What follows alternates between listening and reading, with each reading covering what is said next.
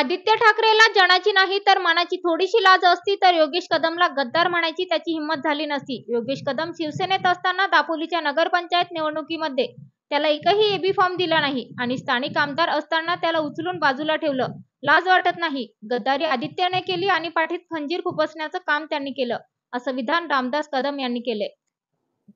आदित्य त्याचा मित्र त्याला समजत होता, त्यावेळेला दापोलीमध्ये येऊन त्याच्या सगळ्या कागदांची हकालपट्टी केली। दापोली नगर परिषदेच्या निवडणुकीमध्ये त्याला एकही एबी फॉर्म दिला नाही आणि स्थानिक आमदार असताना त्याला उचलून बाजूला ठेवला।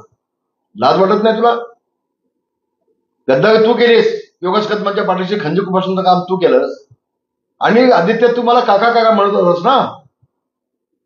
मग तुझा बाप मुख्यमंत्री झाला आणि काकाला भाग ठेवलीस आणि काकाचं प्रधानमंत्रीपद तू घेतलंस। मग तेव्हा रामदास कदमच्या सारख्या काकाच्या पाठीत खंजीर खुपसताना तुला थोडीशी पण लाज वाटली नाही का? गद्दार कोण? गद्दार तूच आहेस ना। आणि दुसरी गोष्ट, तू लादीवर झोपला म्हणून सांगतोयस, तुझी अवकात आहे का रे? तुझ्या बापाला विचार।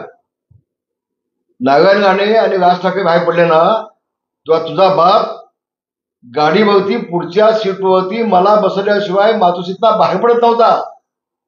मी नसतो तर तुझ्या बापाची चड्डी पिवळी झाली असती, त्याला विचारून घे। आणि मग लादीवरती झोपायच्या गप्पा मारतो, तुझी अवकात नाही तेवढी।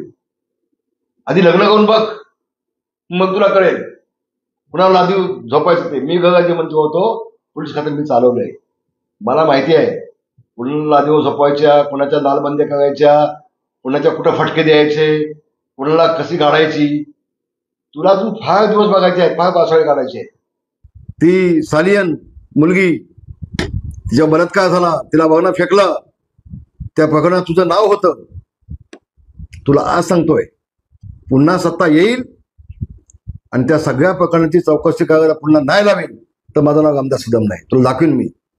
तू रात्री 12 वाजता बाहेर पडतोस आणि सकाळी 5 वाजता गपचूप घरामध्ये येतोस।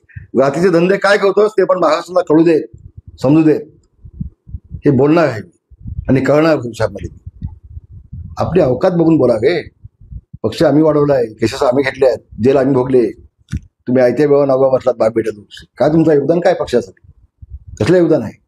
कुणावर बोलतोय आपण? काय बोलतोय? भान ठेवा, थोडंसं भान ठेवा।